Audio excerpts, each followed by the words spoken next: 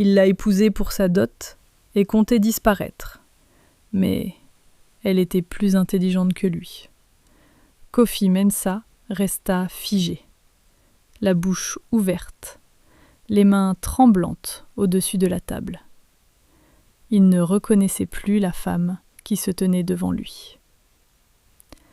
Mes chers amis, si cette histoire vous touche, n'oubliez pas de vous abonner à notre chaîne, de liker cette vidéo et d'activer la cloche de notification. Vous ne regretterez pas d'être resté jusqu'à la fin.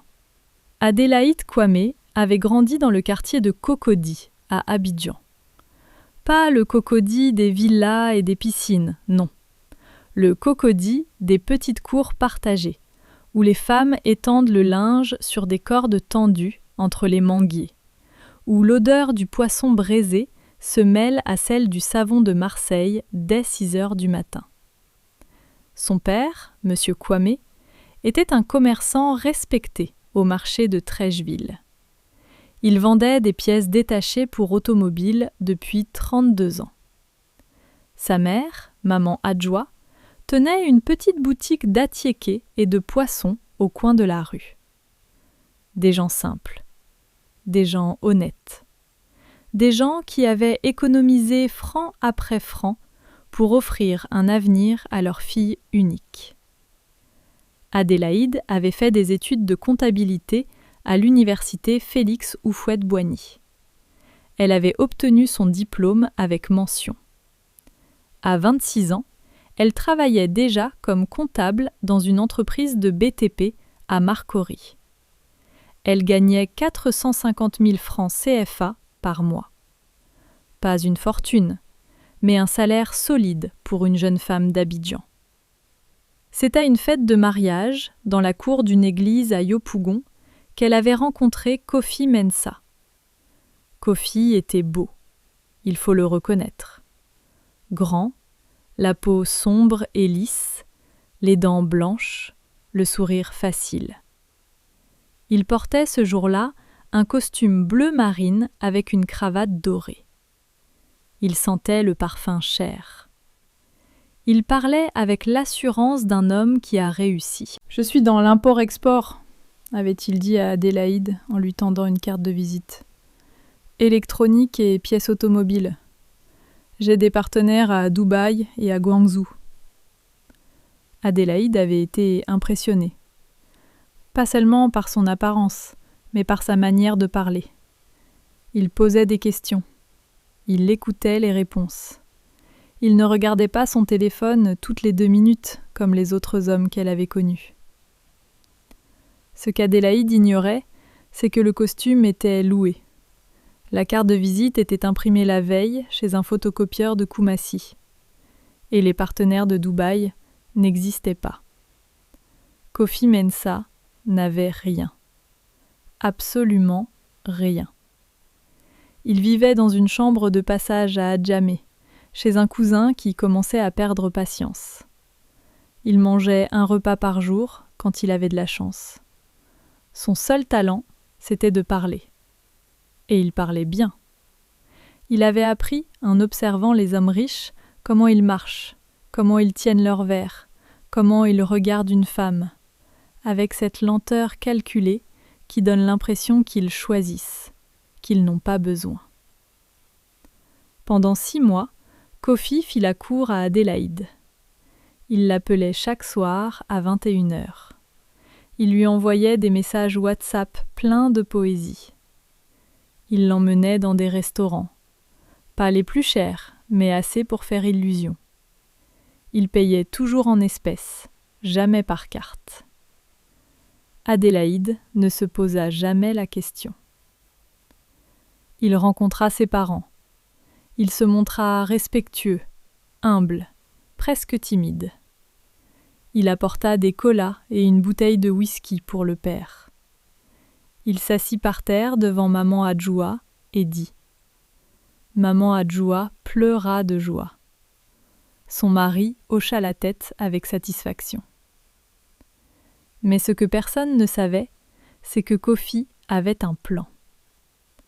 Il avait entendu, par un ami d'un ami, que la famille Kwame cherchait à marier leur fille. Et surtout, que M. Kwame avait préparé une dot généreuse. Très généreuse. Parce qu'Adélaïde était fille unique. Parce que ses parents voulaient un mariage digne. Parce qu'ils avaient économisé pendant des années. La dot comprenait 3 millions de francs CFA en espèces, un terrain de 500 mètres carrés à Bingerville, une Toyota Corolla de 2019 et un trousseau complet, meubles, électroménagers, vaisselle, linge de maison. Kofi avait fait ses calculs. La valeur totale dépassait 12 millions de francs CFA. 12 millions. Son plan était simple. Épouser Adélaïde, récupérer la dot et disparaître. Pas immédiatement, bien sûr. Il fallait attendre quelques mois, le temps de transférer l'argent, de revendre le terrain, de mettre la voiture à son nom. Ensuite, il inventerait un voyage d'affaires au Ghana, et il ne reviendrait jamais. Le mariage eut lieu un samedi de décembre, à l'église Notre-Dame du Plateau.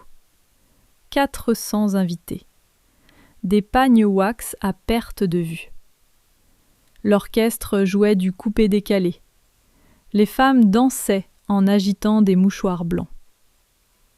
Adélaïde portait une robe ivoire brodée de perles dorées. Elle pleurait de bonheur. Kofi souriait, mais pas pour les mêmes raisons.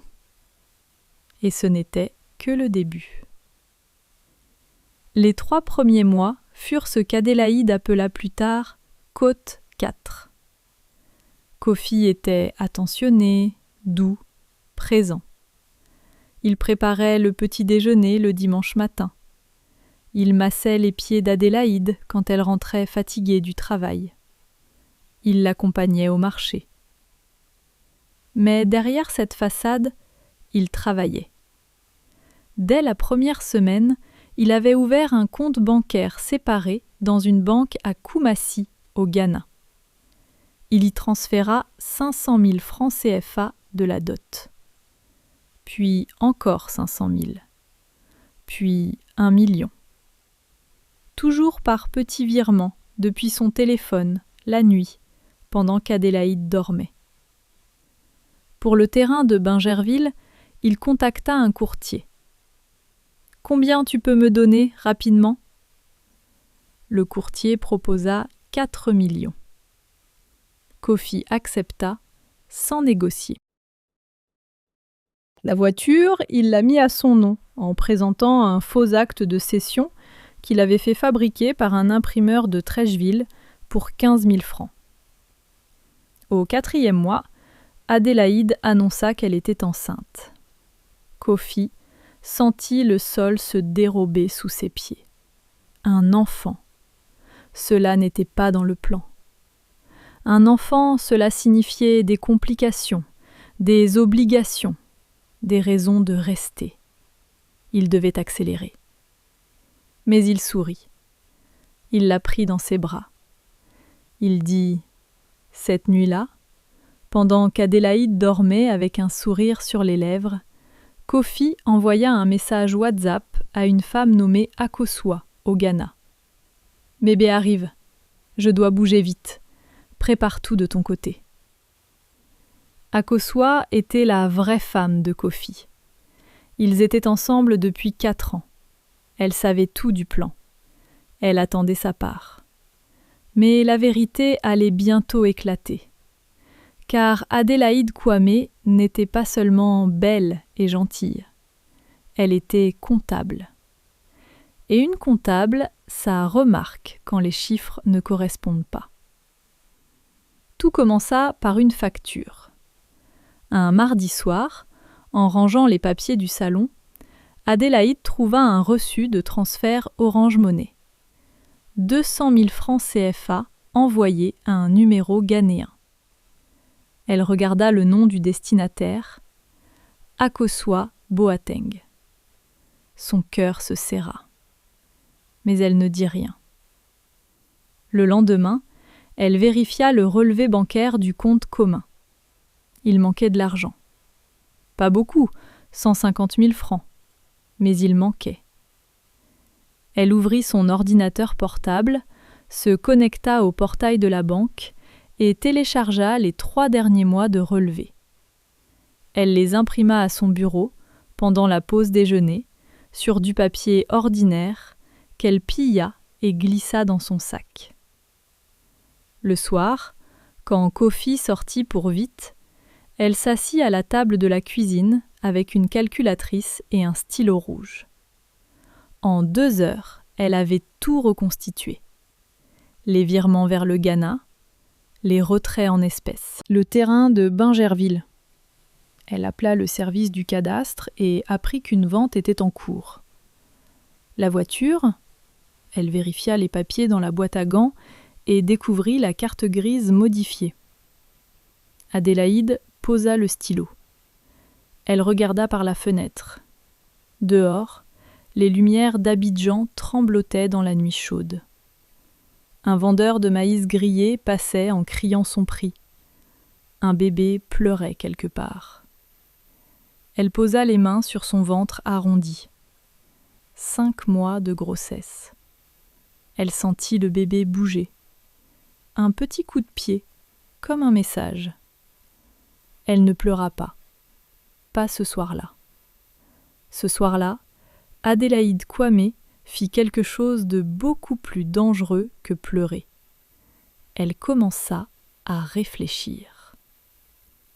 Mais ce que Kofi ignorait, c'est que la vie lui préparait quelque chose d'inattendu. Adélaïde ne confronta pas son mari. Pas encore. Elle avait besoin de temps. Elle avait besoin de preuves.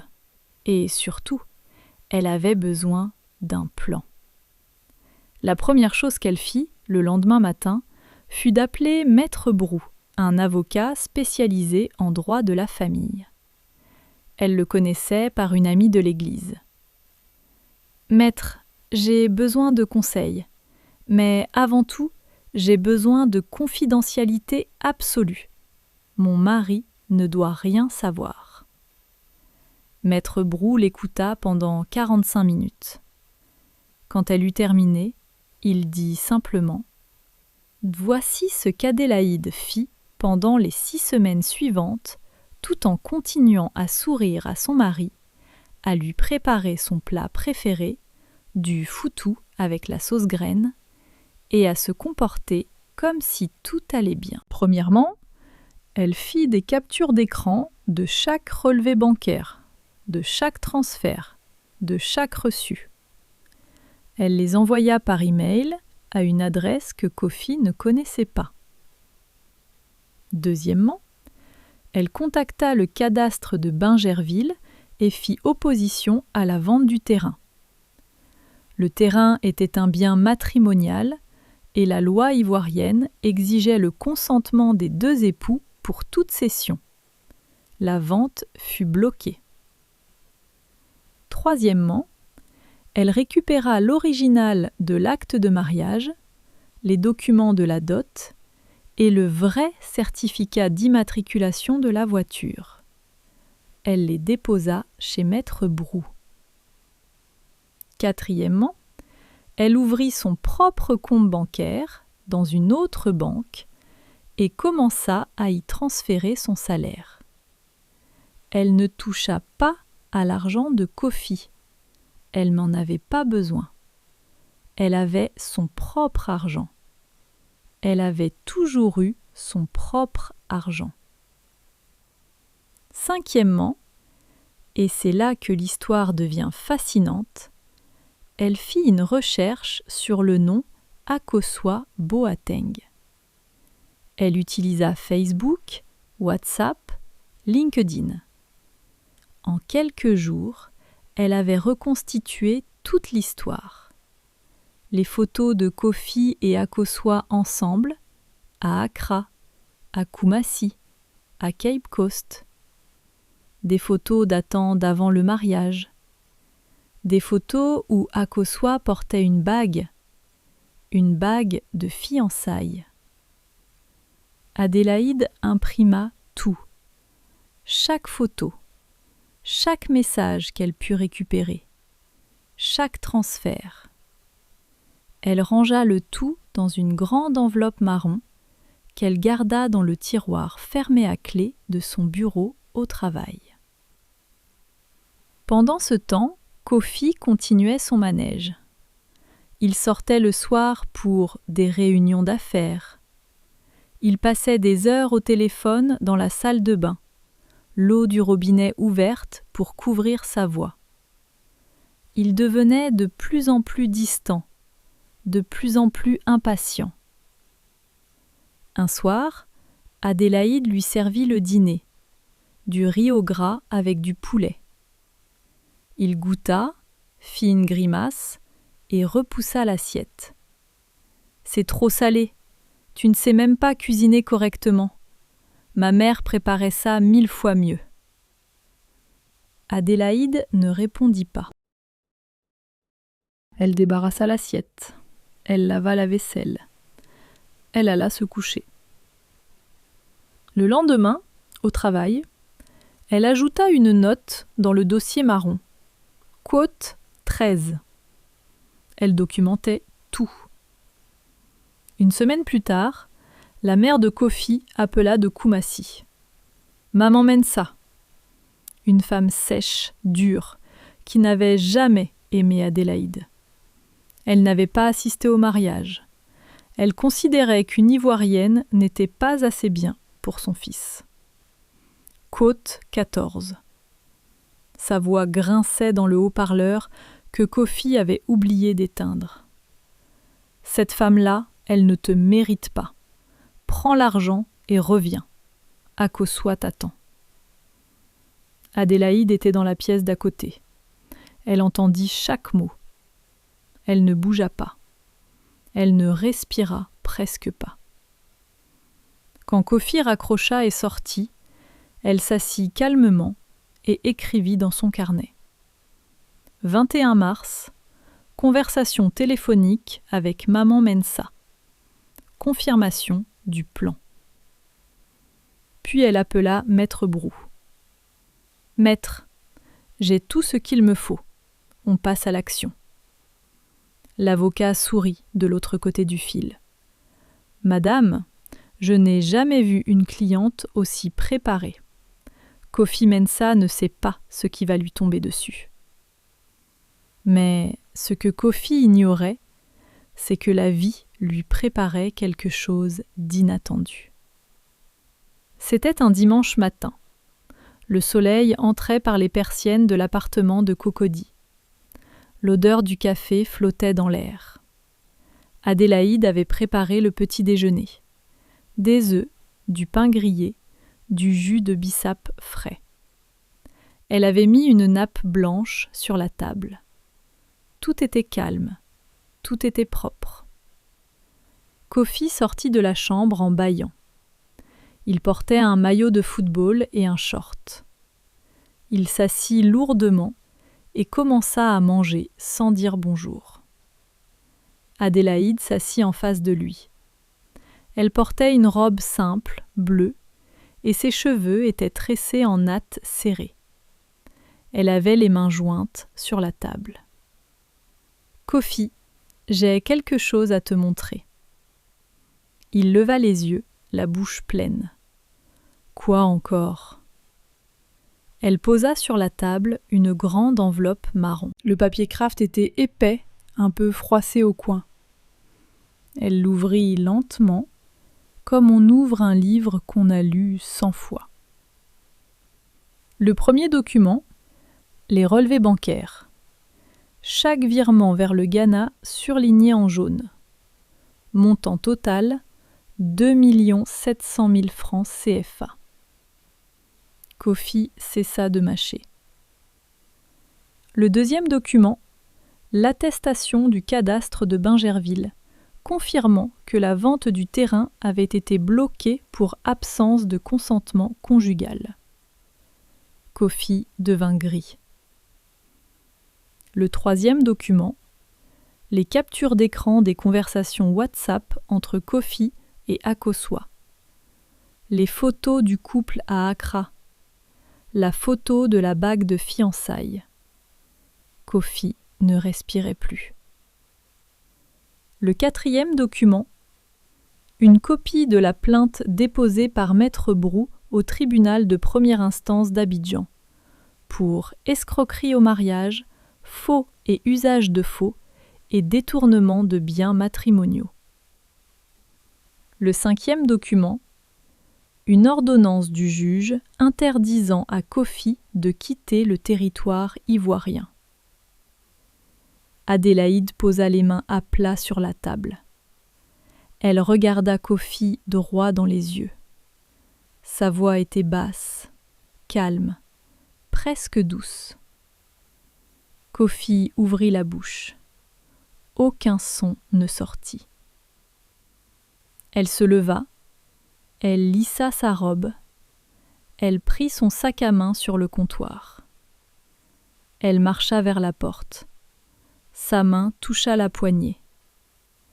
Elle se retourna une dernière fois. Elle sortit. La porte se ferma doucement derrière elle. Pas de claquement, pas de cri, juste le déclic du verrou. Kofi resta assis devant son petit déjeuner froid, l'enveloppe marron ouverte devant lui comme un gouffre. Et ce n'était que le début de sa chute. Kofi tenta d'abord la colère. Il appela Adélaïde 47 fois ce dimanche-là. Elle ne décrocha pas une seule fois. Il envoya des messages sur WhatsApp, d'abord furieux, puis suppliant, puis menaçant, puis à nouveau suppliant. Elle les lut tous. Elle ne répondit à aucun. Il appela sa mère à Koumassi. Maman Mensa hurla au téléphone.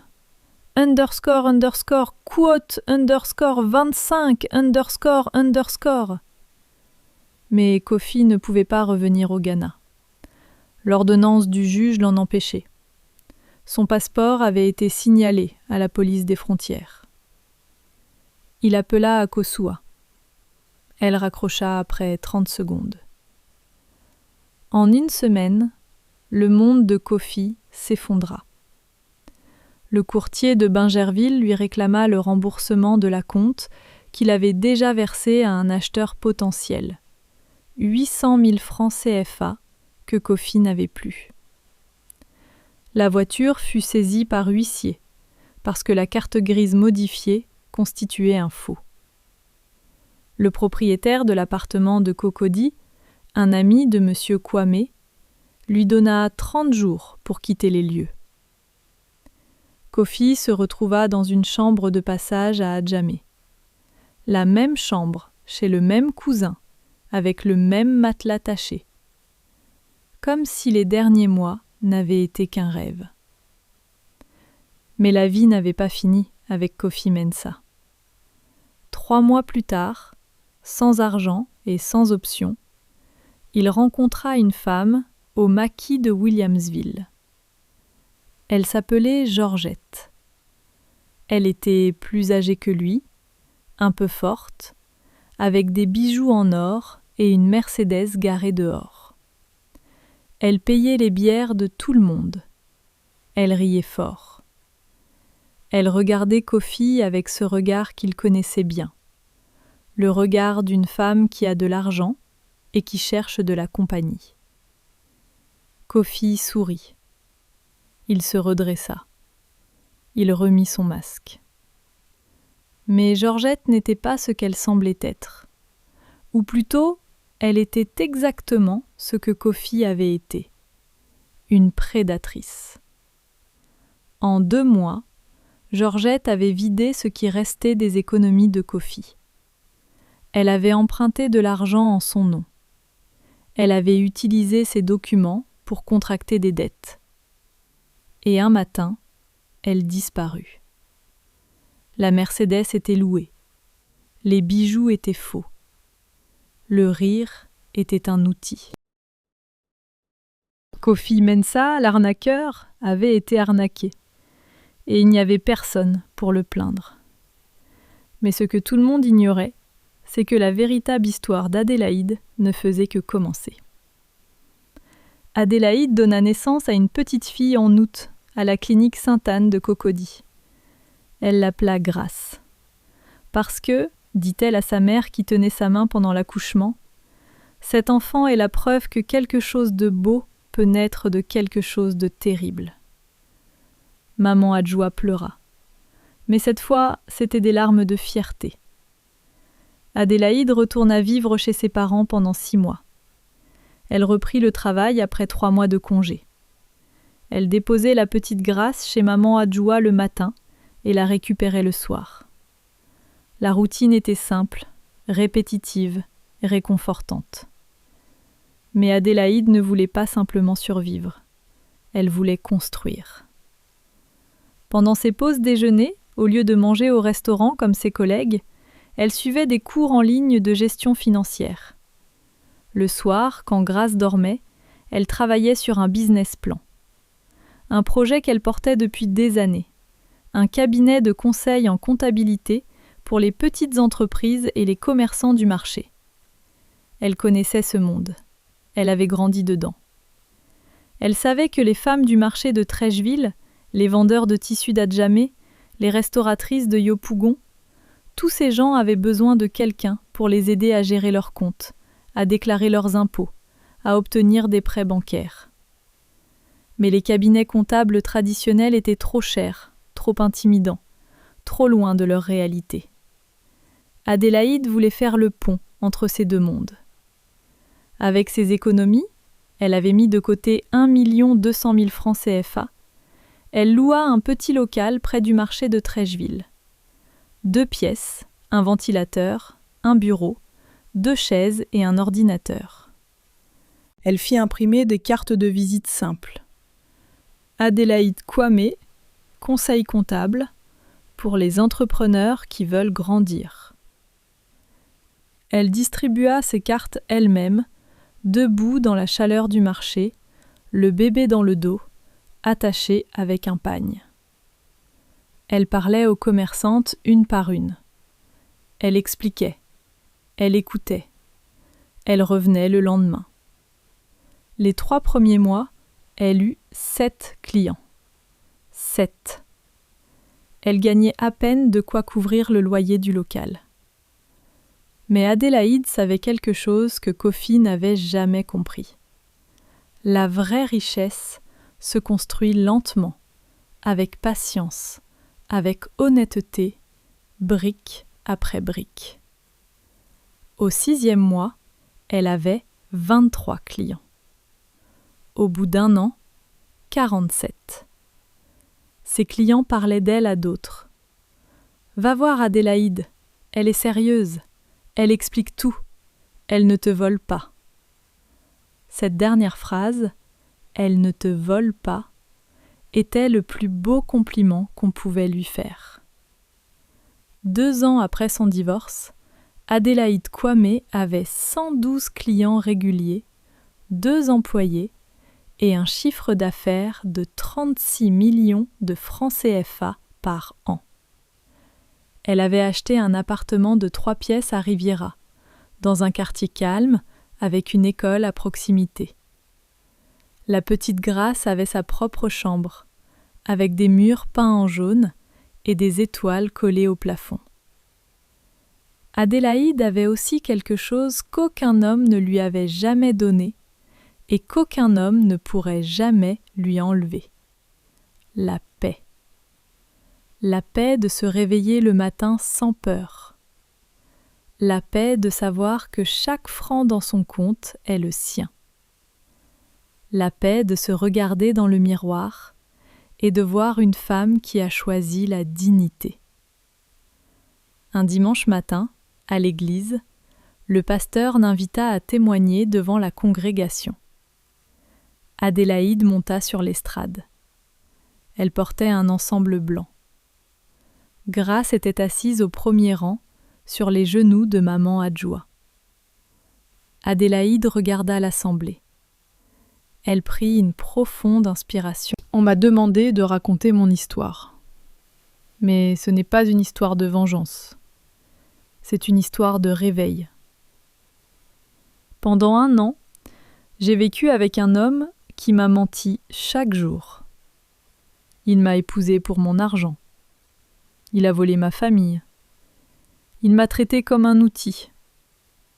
Et pendant longtemps, j'ai cru que c'était ma faute. Que je n'avais pas été assez vigilante. Que j'aurais dû voir les signes. Elle s'arrêta. Le silence dans l'église était total. Mais aujourd'hui, je sais que ce n'était pas ma faute. Faire confiance n'est pas une faiblesse. Aimer n'est pas une erreur. La faute appartient à celui qui trahit la confiance, pas à celui qui la donne. Des femmes dans l'assemblée hochaient la tête.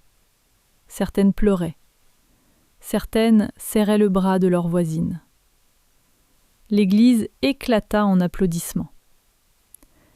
Mes chers amis, cette histoire nous enseigne 3 leçons importantes. La première leçon, l'amour sans vérification n'est pas de l'amour, c'est de l'aveuglement. Adélaïde a fait confiance trop vite. Elle n'a pas vérifié les prétentions de Kofi. Elle n'a pas écouté les petites voix intérieures qui lui disaient que quelque chose n'allait pas. L'amour vrai n'a pas peur de la transparence. Si quelqu'un refuse de vous montrer sa vie, c'est qu'il a quelque chose à cacher. La deuxième leçon, la colère est une allumette, mais la stratégie est une torche. Quand Adélaïde a découvert la vérité, elle n'a pas crié. Elle n'a pas cassé la vaisselle. Elle n'a pas posté sur Facebook. Elle a pris un stylo, une calculatrice et un avocat. Elle a transformé sa douleur en plan d'action. Et c'est cette discipline qui l'a sauvée. Les femmes les plus fortes ne sont pas celles qui crient le plus fort. Ce sont celles qui pensent le plus clairement dans la tempête. La troisième leçon, votre valeur ne dépend pas de celui qui reste ou de celui qui part. Kofi est parti, ou plutôt il a été chassé. Et sans lui, Adélaïde a construit plus que ce qu'elle n'avait jamais eu avec lui. Parce que sa valeur n'a jamais été dans son mariage. Sa valeur était en elle, dans ses compétences, dans son courage, dans sa capacité à se relever. Si cette histoire vous a touché, mes amis, partagez-la avec une femme qui en a besoin. Abonnez-vous à notre chaîne, laissez un commentaire pour nous dire ce que vous pensez, et n'oubliez pas, la prochaine histoire sera encore plus incroyable. À bientôt, et souvenez-vous, ne confondez jamais la douceur avec la faiblesse.